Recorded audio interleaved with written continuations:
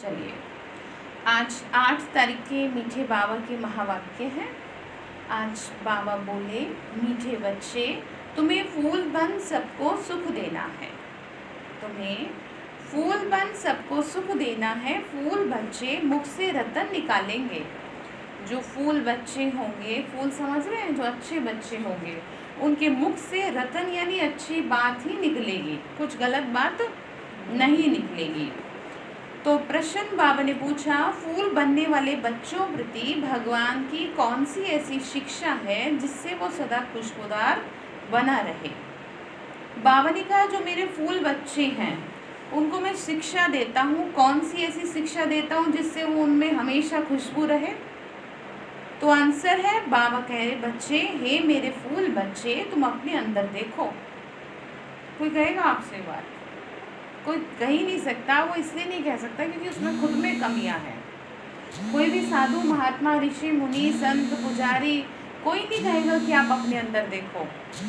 तो बाबा ने कहा कि बच्चे, मैं तुमको कहता हूँ क्या करो, तुम अपने अंदर देखो कि मेरे अंदर कोई आसुरी अवगुण रूपी कांटा तो नहीं है।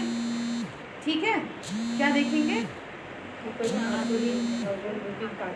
अगर अंदर कोई कांटा है तो जैसे दूसरों के अवगुण से नफरत आती है, वैसे अपने आसुरी अवगुणों से भी नफरत करो तो कांटा निकल जाएगा। जैसे दूसरों की गलतियां, दूसरों की कमियां बुरी लगती है ना, ऐसे आपको अपनी भी कमियां उतनी ही बुरी लगनी चाहिए, तभी आप उनको निकाल पाओगे।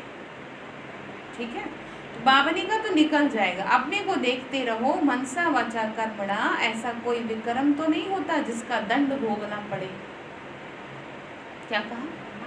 मनसा वाचा कर्मणा, ऐसा तो नहीं होता जिससे दंड भोगना पड़े। ठीक है, ऐसे हो जाएगी गलती, आपको पता भी नहीं चलेगा। इसीलिए बाबा कह रहे, बच्चे खुद को देखो तो दंड तो नहीं मिलेगा ना फिर जब ध्यान देंगे स्वयं पे। ओम शांति।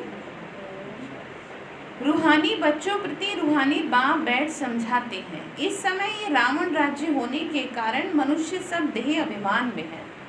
रावण का राज्य है, इस वजह से सभी को क्या है, देह अभिमान है। आपका ना फोन आ रहा है, तो इसीलिए उनको जंगल का कांटा कहा जाता है। ये कौन समझाता है? कौन समझाता है? ये बेहद का बाप समझाते हैं। जो आप कांटों को फूल बना रहे हैं, कहाँ कहाँ माया ऐसी है जो फूल बनते बनते फट से फिर कांटा बना देती है। बाबा ने कहा कि अच्छे भले फूल खिले हैं, मतलब अच्छे भले ज्ञान में चल रहे हैं, कोई ना कोई बात आपको ऐसी करवाएगी माया कि आप क्या बन जाओगे, फिर तो बनना तो नहीं है ना कांटा। इसको ही कहा जाता है कांटों का जंगल। इसमें अनेक प्रकार के जानवर मिसल मनुष्य रहते हैं। क्या कह रहे हैं? अनेक प्रकार के जानवर मिसल मनुष्य रहते हैं। मनुष्य कैसा हो गया? देख रहे हैं ना कैसा हो गया। जब क्रोध आता है तो जानवर भी फेल है उसके आगे। क्यों नहीं? तो बाबा ने कहा ऐसे नहीं। ठीक है, बाबा ने कहा है तो मनुष्य, परंतु एक दो में जानवरों मिसल लड़ते झगड़ते रहते हैं। घर घर में झगड़ा लगा हुआ है, विषय सागर में सब पड़े हुए हैं, घर घर में महाभारत है। तो ये सारी दुनिया बड़ा भारी विष का सागर है।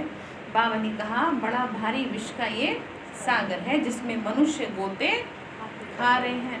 फिर कहते हैं कि क्रोध के बिना परिवार कैसे चलेगा, बच्चे कैसे पलेंगे, ऐसे तो सब लोग हम पे हावी हो जाएंगे। ऐसा नहीं है, आप ये बात अपनी बुद्धि में बिठा लो। ठीक है, क्रोध को अपना हथियार मत बनाओ कि मैं गुस्सा नहीं करूँगी तो बच्चे कैसे पढ़ेंगे। ऐसा कह देते हैं ना कि नहीं तो कोई मेरी सुनेगा ही नहीं। बाबा की मनाही है। बाबा ने कहा देखो बच्चे, इसको ही पतित भ्रष्टाचारी दुनिया कहा जाता है। अभी तुम कांटों से फूल बन रहे हो। बाप को बागवान भी कहा जाता है। बागवान का काम क्या होता है?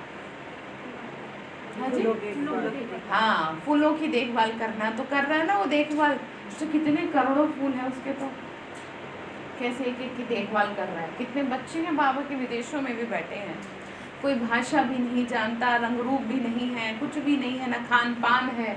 जैसे चीन जैसी जगह में जो सेवाएं चल रही हैं, वो देखो उनकी भी फिक्र है उसको। सोचो कितनी मदद करनी पड़ती होगी बाबा को, जो बहनें ऐसी जगह बैठी हैं सेवा करने के लिए। तो फूल है ना, वो कांटों के बीच में फूल है। कैसे कांटों के बीच में, तो बाबा भी आप अपने घर में भले चाहे कोई कैसा भी है, लेकिन आप तो फूल हो, ठीक है। बाबा ने कहा बाप को बागवान भी कहा जाता है, बाप बैठ समझाते हैं। गीता में है ज्ञान की बातें, और फिर मनुष्यों की चलन कैसी है वो भागवत में वर्णन है। क्या क्या बातें लिख दी।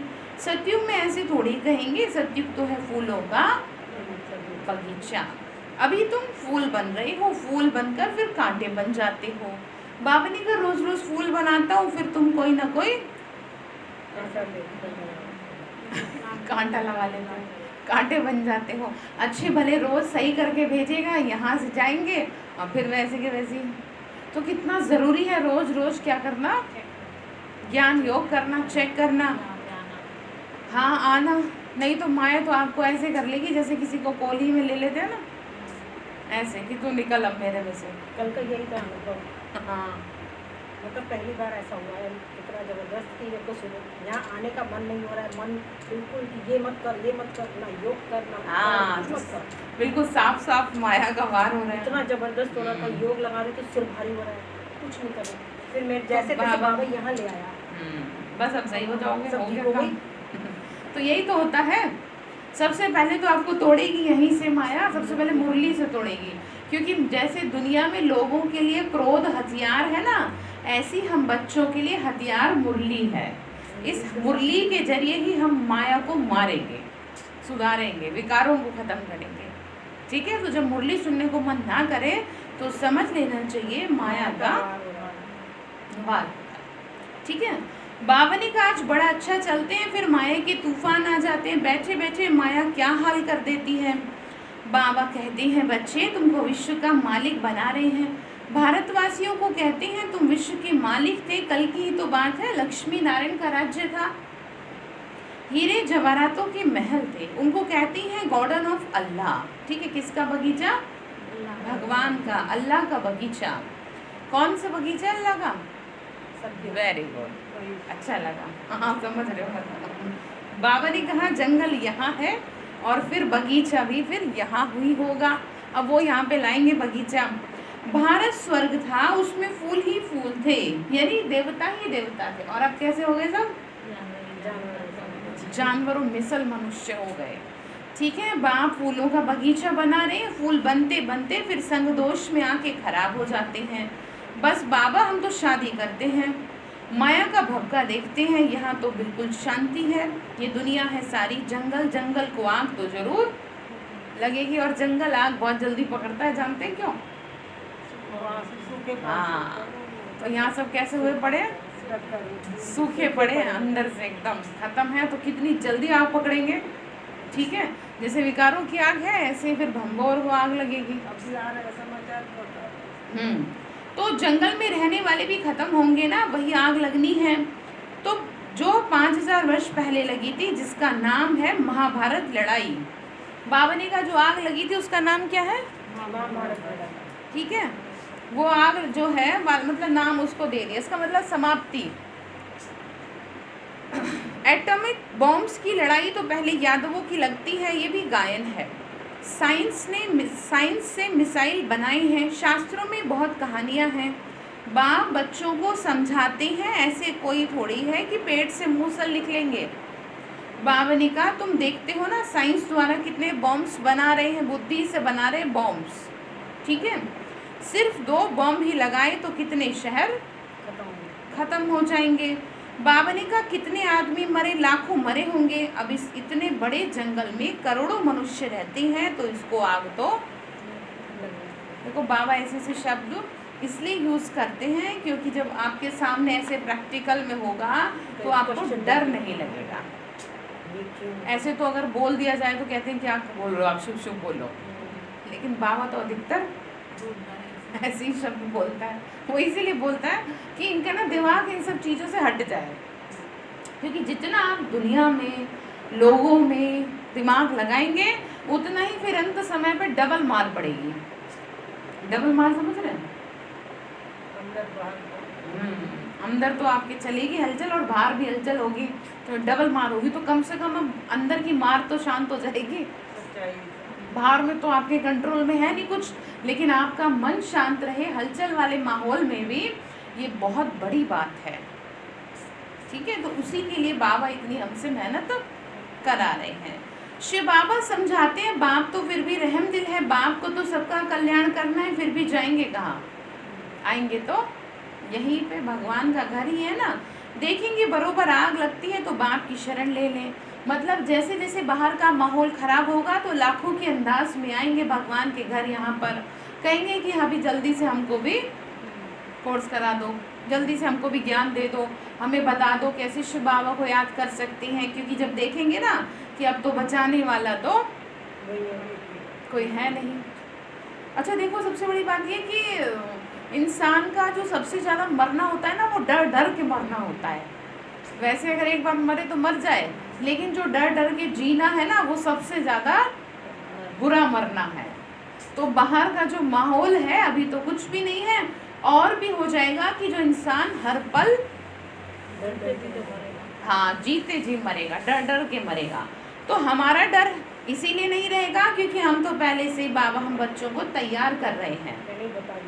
हाँ, इसीलिए आपको पहले से तपस्या कराई जा रही है। तो नवरात्रों में इसीलिए योग भट्टी चलेगी, 13 तारीख से नवरात्रि शुरू हो रहे हैं ना, तो योग तपस्या करेंगे और आज से 21 दिन का संकल्प लेंगे। घर परिवार में अपने रोज़ 10 मिनट के लिए हम वाइब्रेशन फैला रहे हैं।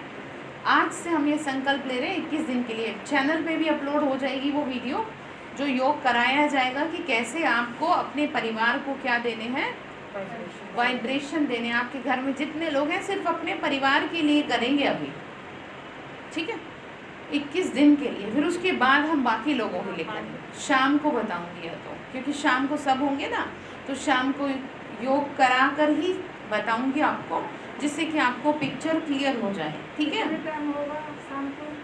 वो अगर आप नहीं आ पाओ तो कोई बात नहीं, मैं वीडियो चैनल पर डालूंगी, ये देख लेंगे, क्योंकि मैंने ग्रुप में भेजूंगी, आपको दिखा देंगे। ठीक है, बाप है सर्व का सदगति दाता, पुनर्जन्म रहित, उनको फिर सर्वव्यापी कह देते हैं। अभी तुम हो संगम युगी।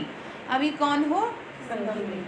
तुम्हारी बुद्धि में सारा ज्ञान है, मित्र संबंधियों आदि के साथ भी तोड़ निभाना है। परिवार के हर रिश्तेदार, हर नातेदार को साथ लेके चलना। साथ लेके चलना मतलब क्या है? हाँ, कोई आपको, हाँ, क्योंकि आपको कोई उल्हाना ना दे दे। ठीक है, आप किसी न किसी तरह बाबा के द्वारे तक सबको किसी न किसी तरह ले आओ, कि आपको ये न रहे कि कोई ये न कहे जी हमें तो इन्होंने कुछ बताया। अपना फर्ज अदाई करो।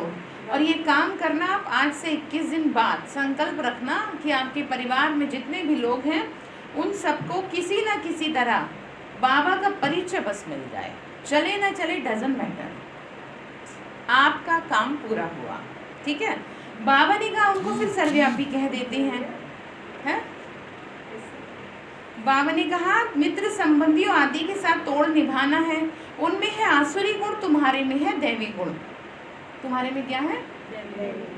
ठीक है, बाबा ने कहा बच्चे तुम्हारा काम है औरों को भी यही सिखाना, मत देते रहो। प्रदर्शनी द्वारा तुम कितना समझाते हो, भारतवासियों के 84 जन्म पूरे हुए। अब आप कहते हैं बच्चे मनुष्य से देवता बनने, अर्थात नरकवासी मनुष्य को स्वर्गवासी बना रहे हैं। देवता स्वर्ग में रहते हैं। अभी अपने को आसुरी गुणों से नफरत आती है ना, कोई कुछ गलत करता है तो कितना बुरा लगता है, और जब आप गलत करो तो किसी को बुरा ना लगे। अब तो लगता है, पहले तो नहीं लगता है। लगना चाहिए ना। अब तो लगता है कि कुछ भी जरा सा बोल भी, सोच भी आ जाए तो अच्छा नहीं लगता। हाँ, यही काम करना है बस अपने को। ठीक है, सोचो भगवान आपको किस लेवल तक ले जाना चाह रहे हैं। दुनिया से तो अभी हम बहुत ऊपर हैं, लेकिन भगवान के लिए अभी और लेवल ऊपर चाहिए। जैसे माँ का बच्चा चाहे कितना भी इंटेलिजेंट क्यों ना हो, कितना भी अच्छा सुंदर क्यों ना हो, लेकिन वो चाहती फिर भी और अच्छा हो। उसको उसका पेट नहीं भरेगा उसकी अच्छाई से, उसको लगेगा नहीं ये और नाम कमाए। तो बाबा भी क्या है, हमारी माँ है। वो चाहता है कि ये अभी तो बहुत कम है, तुम्हें तो बहुत आगे जाना है, तुम्हें तो दुनिया के लिए उदाहरण बनना है। परिवार तुम्हारा इतना प्यार हो आपस में कि दूसरे जो लोग आपके परिवार को देखें तो वो सीखें कि कैसे प्यार से रहते हैं ये नहीं कि कहीं इनसे अच्छे तो हम ही हैं। कम से कम जाते तो नहीं है सेंटर, सही तो रहते हैं। अच्छा कई लोग कह देते हैं ऐसे, हैं जी। हाँ तो ये गलत बात है, ये आपकी एक्टिविटी से ही तो कहते हैं। आपका जोर से चीखना चिल्लाना सुन लिया पड़ोसी ने या किसी और ने सुन लिया, आपके घर में आपस में झगड़े हो रहे हैं, तो ये बहुत बुरा प्रभाव पड़ता है, ये डिससर्विस हो जाती है। अगर कभी भी ऐसा हो तो सबसे पहले अपने घर के दरवाजे बंद कर दीजिए। अगर बाई चांस कभी ऐसा हो जाए कि आपको बहुत तेज गुस्सा आ रहा है, क्योंकि बाहर अगर किसी को पता चली ना तो हवा की तरह उड़ेगी और बदनामी आपकी कम भगवान की ज़्यादा होगी, क्योंकि लोग बात छूटते ही क्या कह देंगे, ओम शांति में जाते ये तो ओम शांति में जाती है, इनके घर में तो बिल्कुल भी शांति कैसे ओम है ही नहीं। ठीक है, तो अगर आपको गुस्सा भी आ रहा है ना किसी पे, चाहे बच्चे पे आ रहा है, चाहे युगल पे आ रहा है, किसी पे भी आ रहा है, तो ऐसी जगह बोलना चाहिए कि दूसरे आदमी के कानों में आवाज़ ना पड़े। वैसे तो ऐसा करना नहीं चाहिए, पर अभी देवता तो बने नहीं हो कि कभी ना कभी तो इतना तो आप कर सकते हो, आपके लिए इतना छूट दे रहे हैं। हाँ ठीक है, आपकी आवाज़ किसी दूसरे को, हाँ जी आपकी आवाज़ किसी दूसरे तक पहुंचनी चाहिए। घर के झगड़े घर में ही रहें, बाहर तक ना चले जाएं। लोगों को ये पता नहीं चलना चाहिए कि भाई इनका तो आपस में प्यार ही नहीं है, चाहे आप आपस में कितने भी लड़ो, कितना भी कुछ हो, लेकिन जब आप बाहर चलो ना तो लोगों को लगे कि इनके जैसा प्यार तो किसी में है ही नहीं।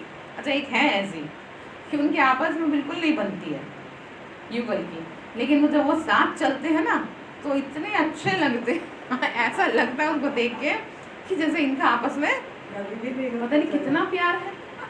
और तो हमें पता है असलियत कि प्यार है या नहीं है, लेकिन दुनिया के सामने तो सही से चल रहे हैं, यही चाहिए और क्या चाहिए।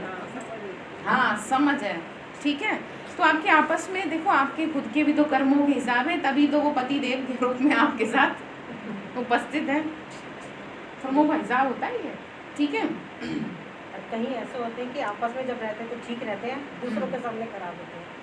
हाँ ये भी सबका हिसाब किताब अलग अलग है, आपको संबंधों का हाँ। होता है ना। तो बाबा ने कहा बच्चे तुमको ना अपने से अपने अवगुणों को देख के क्या आनी चाहिए, शर्म आनी चाहिए। वेरी गुड, एकदम एग्जैक्ट वर्ड यूज किया आपने, शर्म आनी चाहिए। बाबा ने कहा हम दैवी गुणों वाले बने हैं, हमारे में कोई अवगुण तो नहीं है। बाबा ने कहा हम कांटों को फूल बनाने का धंधा करते हैं व नहीं, बाबा है बागवान और तुम ब्रह्मा कुमार कुमारियां हो माली। किस्म किस्म के माली भी होते हैं, कोई तो अनाड़ी है, माली समझ रहे हैं, चलाने वाले, ठीक है, पूरे बगीचे को संभालने वाले, यानी बाबा के बगीचे को संभालने वाले। तो किसी को आप समान नहीं बना सकते। प्रदर्शनी में बागवान तो नहीं जाएंगे, माली जाएंगे, ये माली भी शिव बाबा के साथ है, इसीलिए ये भी नहीं कहा जा सकता तुम माली जाते हो सर्विस करने के लिए। मतलब हम जो बाबा के बच्चे हैं, हम बाबा के सहारे ही तो कर रहे हैं सेवा, हमारा कोई अपना थोड़ी वजूद है, कोई हमारी नॉलेज थोड़ी है, ये तो भगवान का दिया हुआ ज्ञान है। बाबा भी कहते हैं अनाड़ियों को नाम बुलाओ, बाबा नाम नहीं बताते, यानी कि जो सेवा नहीं करते, सही से नहीं समझा पाते, थर्ड क्लास माली भी हैं। बागवान प्यार उनको करेंगे जो अच्छे अच्छे फूल बनाकर दिखाएंगे। मतलब बाबा ने कहा कि फूल बना के दिखाओ, ठीक है, तो उस पर बागवान खुश भी होगा, यानी बाबा खुश होगा, ठीक है। मुख से सदैव रतन ही निकालते रहते हैं, कोई रतन के बदले पत्थर निकालेंगे तो बाबा क्या कहेंगे। हाँ जी क्या रतन कहेंगे? रतन की जगह पत्थर निकालेंगे तो बाबा को क्या? पत्थर तो नहीं निकालते, हाँ जी, पत्थर निकलते तो नहीं है मुँह से, बहुत कोशिश करते हैं ना, हाँ नहीं निकलते ना, निकालने भी नहीं है पत्थर, ठीक है। बाबा ने कहा बच्चे देखो, शिव पर अक के फूल भी चढ़ाते हैं, तो कोई ऐसे भी चढ़ते हैं ना, चलन तो देखो कैसी है, कांटे भी चढ़ते हैं, चढ़कर फिर जंगल में चले जाते हैं, सतो प्रधान बनने के बदले और तमो प्रधान, यानी अच्छा बनने के बदले और बुरे बन जाते हैं। फिर उनकी क्या गति होगी, मतलब आप अच्छे नहीं बन सकते तो कम से कम जैसे हो वैसे ही रहो, ये तो कर सकते हो। अगर आप अपने जीवन को सुधार नहीं सकते तो बिगाड़ो तो मत, अपना साफ सुथरा जीवन तो रख लो, अपना रजिस्टर तो साफ रख लो। वैसे तो ये बुरी बात है आप अपना जीवन नहीं सुधारेंगे तो फिर क्या करेंगे बताओ? फिर अंतमति सुगति कैसे होगी? फिर रोना पड़ेगा। बाबा ने कल कहा ना जोर जोर से रोएंगे, तो बाबा ने कहा मैं कुछ नहीं कर पाऊंगा जब रोएंगे। फिर जैसे आपका बच्चा कुछ पाप कर रहे और फिर वो रोए मम्मी नहीं बचा लो, तो आपको तरस नहीं आना चाहिए, आता भी नहीं होगा जो अच्छी माँ है ना? गलत बात कर हाँ। तो तरस नहीं आना चाहिए। तो यही तो सीखना है आपको यहाँ पर कि गलत चीज़ के लिए बिल्कुल भी तरस प्यार नहीं, जो गलत है वो गलत ही है। उसको सुधारने की कोशिश तो करो। बाबा यही हम बच्चों को समझाते हैं कि बच्चे मैं तुमको प्यार से पूरा समझा रहा हूँ, फिर अब जब तुम कुछ गलती करोगे प्यार से समझाने के बाद भी तो मुझे तरस आएगा, फिर बाबा को तरस नहीं आएगा। ठीक है। बाबा ने कहा एक तो निष्कामी हूँ और दूसरा परोपकारी हूँ। परोपकार करता हूँ यानी औरों पे क्या करता हूँ? उपकार करता हूँ। यहीं पर हो आप? भारतवासियों पर तो हमारी ग्लानि करते हैं। बाबा कहते हैं मैं इस समय ही आके स्वर्ग की स्थापना करता हूँ। किसको कहो स्वर्ग चले तो कहते हैं स्वर्ग में तो हम यहाँ है ना, मतलब धन है तो स्वर्ग है। बाबा ने कहा अरे स्वर्ग होता है सतयुग में, कलयुग में फिर स्वर्ग कहाँ से आया? कलयुग को कहा जाता है नर्क। पुरानी तमो प्रधान दुनिया, मनुष्यों को ये पता ही नहीं कि स्वर्ग कहाँ होता है। उनको लगता है कि सब कुछ है यहाँ पे तो यही स्वर्ग है। हाँ। बाबा ने कहा स्वर्ग आसमान में समझते हैं, दिलवाड़ा मंदिर में स्वर्ग ऊपर में दिखाया है, नीचे तपस्या कर रहे हैं।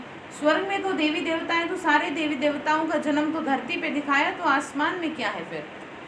तो नहीं समझते। तो मनुष्य कह देते हैं फलाना स्वर्ग पधारा। स्वर्ग कहाँ है? अब अभी बन रहा है स्वर्ग, तैयारी हो रही है, मकान बन रहे हैं। जैसे इसे मेहनत करोगे वैसे वैसे आपको शिफ्ट करेंगे उस मकान में।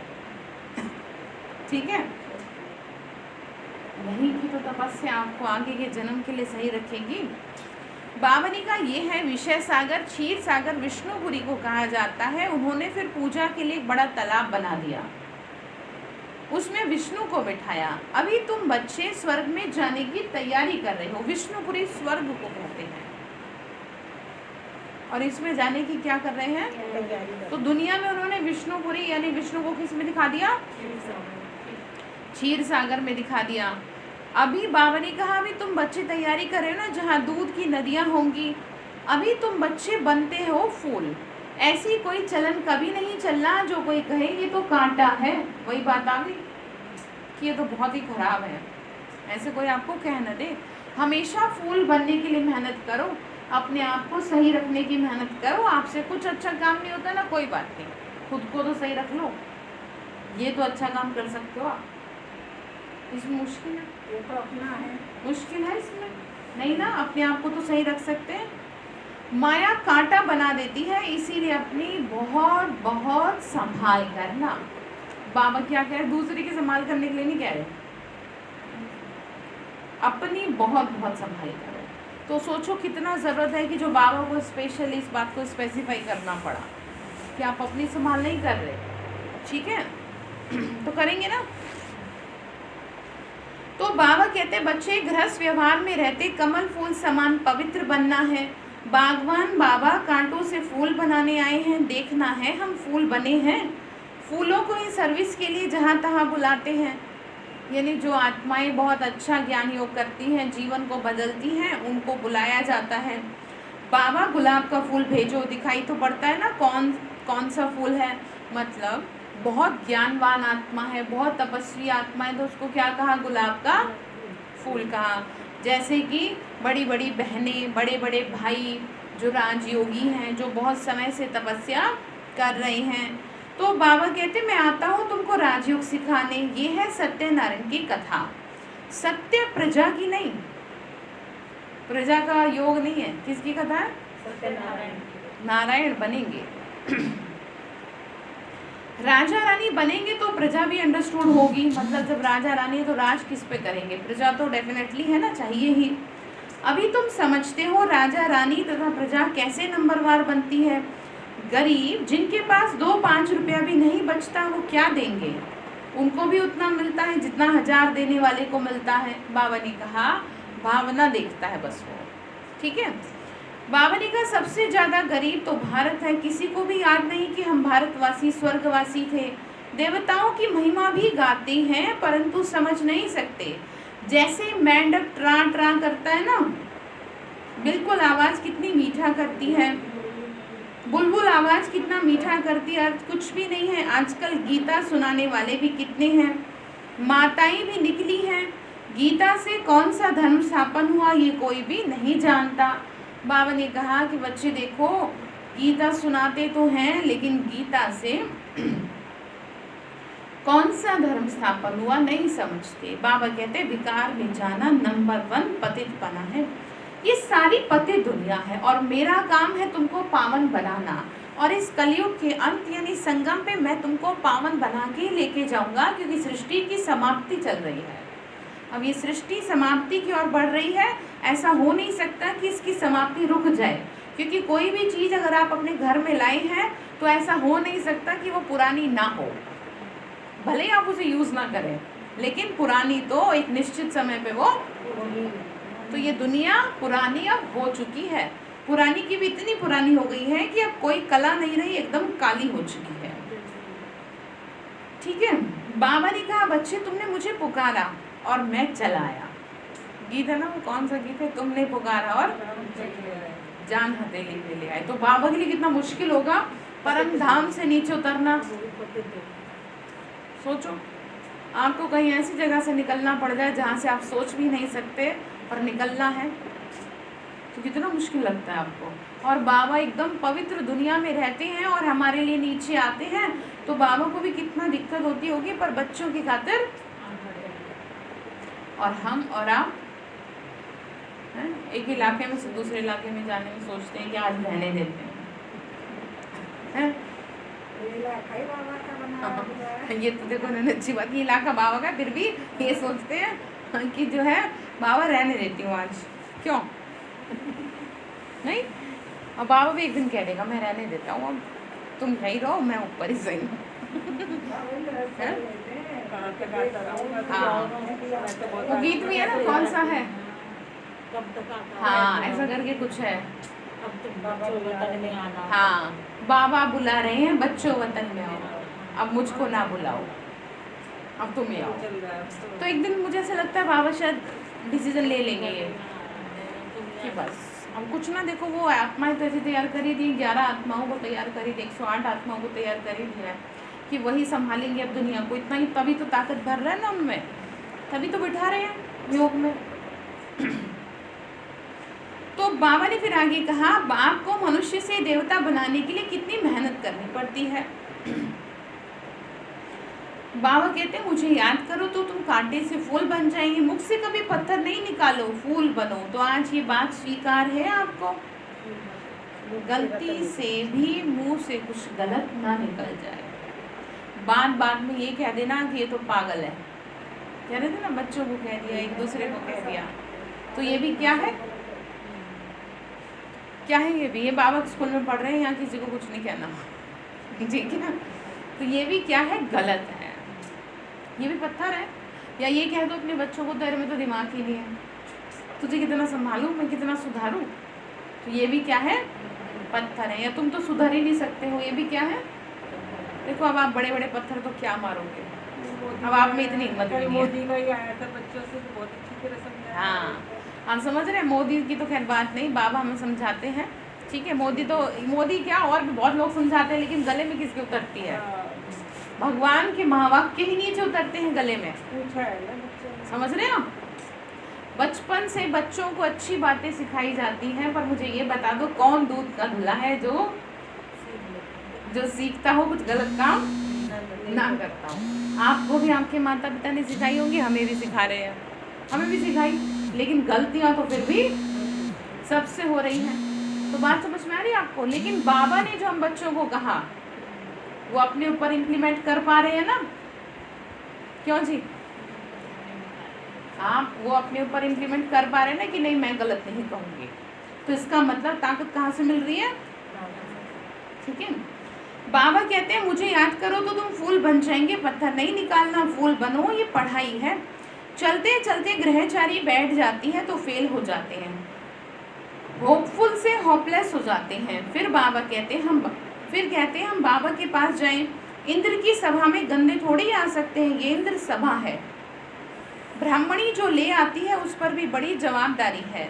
विकार में गया तो ब्राह्मणी पर बोझ पड़ेगा, इसीलिए संभाल कर किसी को ले आना चाहिए। मधुबन में जाते हैं ना, तो इसीलिए 6 महीने का ज्ञान योग बहुत ज़रूरी है, नियम धारणाओं पे चलना, ठीक है।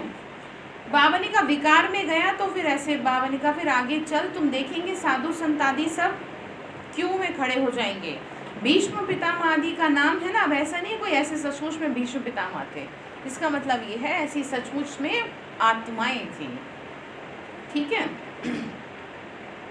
बच्चों की बड़ी विशाल बुद्धि होनी चाहिए, तुम किसी को भी बता सकते हो भारत गार्डन ऑफ फ्लावर था, तुम देवी देवताएं थे, अभी तो तुम कांटे बन गए हो। तुम्हारे में 5 विकार हैं, रावण राज्य माना ही जंगल, बाप आकर कांटों को फूल बनाते हैं, ख्याल करना चाहिए अभी हम गुलाब के फूल नहीं बने तो जन्म जन्मांतर तक अख के फूल ही रहेंगे। अख का फूल कैसा होता है, तो आप कांटे बनेंगे, जहर रहता है ना, हाँ तो जहर ही है, हाँ तो वो जहर ही होता है। तो बावनी का तुम जहर तो नहीं उगलोगे, कैसा जहर, बातों का जहर, ठीक है, हाँ पी लेना है। हर एक को अपना कल्याण करना है, शिव बाबा पर थोड़ी मेहरबानी कर रहे हो, देख लो आप अच्छे बनोगे तो आप किसी पे मेहरबानी कर रहे हो क्या, आपका जीवन सुंदर रहेगा, आपकी जो मृत्यु का समय होगा उसमें कष्ट नहीं होगा, आने वाले समय में कष्ट नहीं होगा। बाबा ने कहा मेरे पे क्या एहसान कर रहे हो तुम, आज तो बाबा थोड़ा सख्ती से पेश आ रहे थे। शिव बाबा पर थोड़ी मेहरबानी करो, मेहरबानी तो अपने पे करनी है।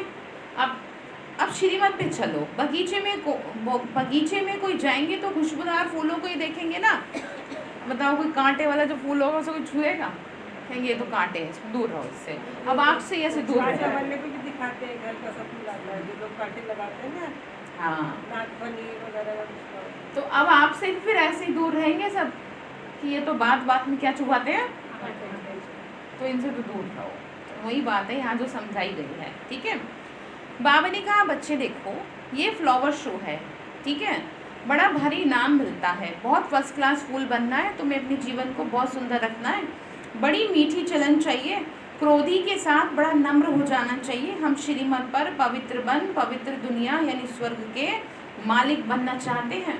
बाबा ने क्या कहा, क्रोधी के साथ कैसे रहना चाहिए, नम्र हो जाए, ठीक है। युक्तियाँ तो बहुत है, माताएं भी त्रिया चरित्र बहुत होते हैं माताओं में। चतुराई से पवित्रता में रहने के लिए पुरुषार्थ करना है। तुम कह सकती हो कि भगवानुवाच काम महाशत्रु, पवित्र बनो तो तुम सतो प्रधान बन जाओगे, तो क्या हम भगवान की नहीं माने, युक्ति से अपने आप को बचाना चाहिए। बाबा ने कहा विश्व का मालिक बनने के लिए थोड़ा सहन किया तो क्या किया, अच्छा वैसे क्या आपने सहन नहीं किया, वैसे भी तो सहन करते आए हो।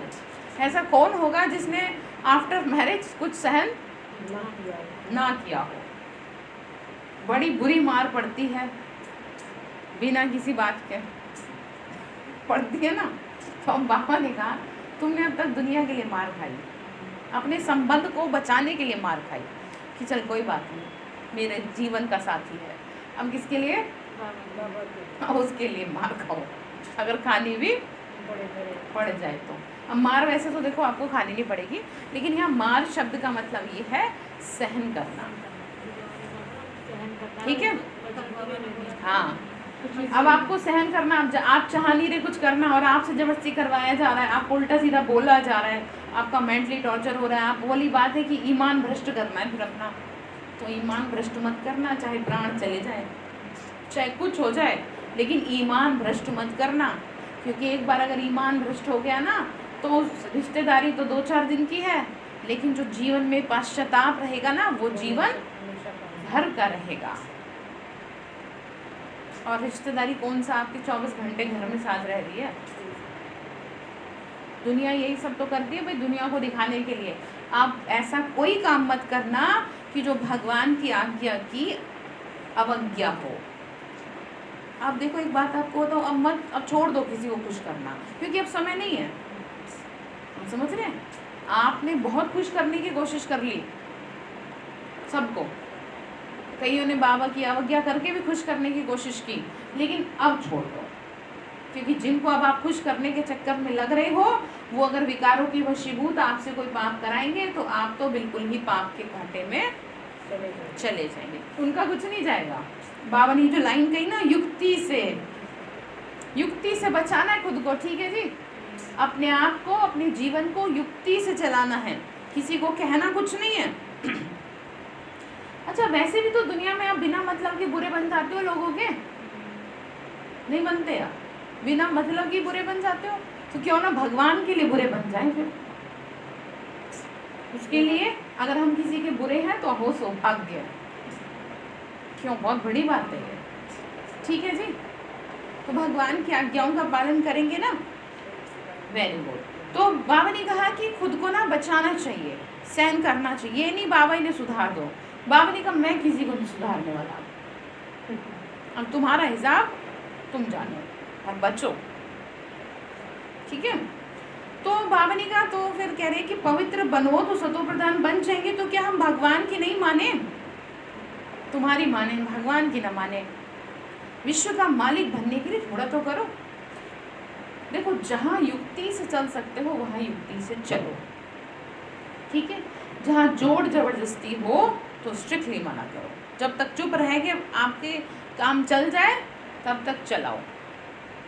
हाँ, समझ, जैसे कोई खाने के लिए आपसे गलत चीज़ जबरदस्ती कर रहा है, तो अगर आपको कौन सा वाला रूप धारण करना पड़े, काली का ठीक है, तो भी धारण, क्योंकि काली का मतलब कलंकों को मिटाने वाली है, ऐसे पाप विकारियों को मिटाने के लिए तो है, तो वो रूप धारण कर लेना, लेकिन पहले शीतला देवी बन के रहना। आप समझ रहे? तो युक्ति से चलने का मतलब यही है। बाबा ने है, हाँ, बाबा ने कहा अपने लिए तुम करते हो ना, तुम राजाई के लिए लड़ रहे हो, तुम अपने लिए सब कुछ करते हो, तो पुरुषार्थ तो तुमको करना चाहिए ना। बाप को भूल जाने से और गिर जाते हैं, फिर शर्म आती है। देवता कैसे बनेंगे, भगवान से कैसे नजर मिलाओगे जब जीवन को खराब कर लोगे तो, और वो भी लोगों को खुश करने के चक्कर में। भाई फलानी भी खुश रहे, ये भी खुश रहे, वो भी खुश रहे, छोड़ो, खुश रहो ना रहो तुम जानो, क्योंकि मैं अपनी खुशी भी तो देखूं, आधे से ज़्यादा उम्र आप लोगों की हो गई है, क्या अब भी ऐसी करती रहोगी हैं? तो आपकी खुशी किस में है? बाबा की श्रीमत पर बस, ठीक है। तो ध्यान रखेंगे। बाबा ने कहा अगर तुम ऐसे नहीं करोगे तो तुम्हें शर्म आएगी, फिर कैसे देवता बनोगे। अच्छा, मीठे मीठे सिक्की लदे बच्चों प्रति माता पिता बाप दादा का याद प्यार और गुड मॉर्निंग। रूहानी बाप की रूहानी बच्चों को नमस्ते, रूहानी हम बच्चों की रूहानी माता पिता बाप दादा को नमस्ते। नमस्ते बाबा, नमस्ते, शुक्रिया बाबा, शुक्रिया, शुक्रिया। तो धारणा के लिए मुख्य सार है माया की ग्रहचारी से बचने के लिए मुख से सदैव ज्ञान रतन निकालना, ठीक है। अपने पे बहुत ध्यान देना, मेरे मुख से कुछ भी ऐसा ना निकले कि जो दूसरे का दिल दुख जाए। आपका दिल दुखेगा ना तो वो बैठा है, वो अपना हिसाब ले लेगा, आप मत दुखाना किसी का। एक एक आंसू का हिसाब वो ले लेगा, पर आप अपना रिश्ता खराब मत करना। संग दोष से अपनी संभाल रखना, ऐसा संग ना हो जो आपको पाप के घाटे में ले जाए, ठीक है। रिश्तेदारी नातेदारी सगे संबंधी सब अपनी जगह है, और मेरा बाबा और मैं अपनी जगह, ठीक है। दुनिया में भी तो लोग किसी न किसी एक चीज़ को चूज़ करते हैं कि भाई ये चीज़ हम नहीं बदल सकते, तो आप किसको चूज़ कर लो बस, कि हम इनके लिए कोई कॉम्प्रोमाइज़ नहीं करेंगे, बाकी तो हम सब कर ही रहे हैं आपके लिए। तो दूसरी पॉइंट है खुशबूदार फूल बनने के लिए अवगुणों को निकालते जाना, ठीक है। अपने अवगुणों को देखना कि मेरे अवगुणों से भी तो दूसरों को परेशानी होती होगी। बाबा ने कहा श्रीमत पर बहुत बहुत नम्र बनना, हाँ जी। काम महाशत्रु से कभी भी हार नहीं खानी, युक्ति से स्वयं को बचाना है। तो वरदान दिया बाबा ने सदा पावरफुल वृत्ति द्वारा बेहद की सेवा में तत्पर रहने वाले हद की बातों से मुक्त भव। क्या कहा? सदा पावरफुल वृत्ति, वृत्ति मतलब होता है आपकी मानसिकता बहुत पावरफुल होनी चाहिए, आपकी सोच जो आपकी चल रही है पावरफुल हो, उससे बेहद की यानी विश्व की सेवा में तत्पर रहो। तो फिर बाबा ने कहा तुम फालतू की बातों से मुक्त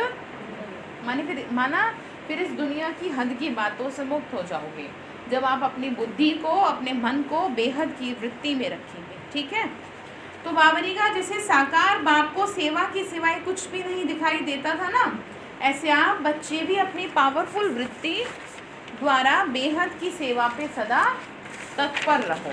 ठीक है, तो हद की बातें स्वतः खत्म हो जाएंगी।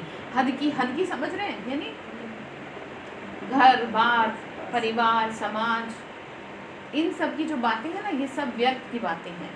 इनसे मुक्त होने के लिए स्वयं को विश्व कल्याण की भावना में रखो। इन सब बातों का कुछ नहीं मिलेगा आपको, आप सोच लो किसी की लिखित नहीं। बात करो तो बाबा की करो, हाँ। नहीं करो। बस बावनी का ये भी गुड़ियाओं का खेल है जिसमें समय और एनर्जी वेस्ट होता है, इसीलिए छोटी छोटी बातों में समय व जमा की हुई शक्ति को व्यर्थ नहीं गवाओ। छोटी सी बात में आपको खट्टा हो गया, सोच रहे हैं पता नहीं क्या, तो समय तो व्यर्थ गवा दिया ना, आपकी शक्ति आपकी खत्म। तो स्लोगन है सेवा में सफलता प्राप्त करनी है तो बोल और चाल चलन प्रभावशाली हो। सेवा में बावनी का सफलता प्राप्त करनी है तो बोल और चाल चलन क्या हो आपका? प्रभावशाली हो। ठीक है, अच्छा, ओम शांति। क्या करेंगे फिर? बताओ जी। मुख से रतन निकालने पत्थर नहीं।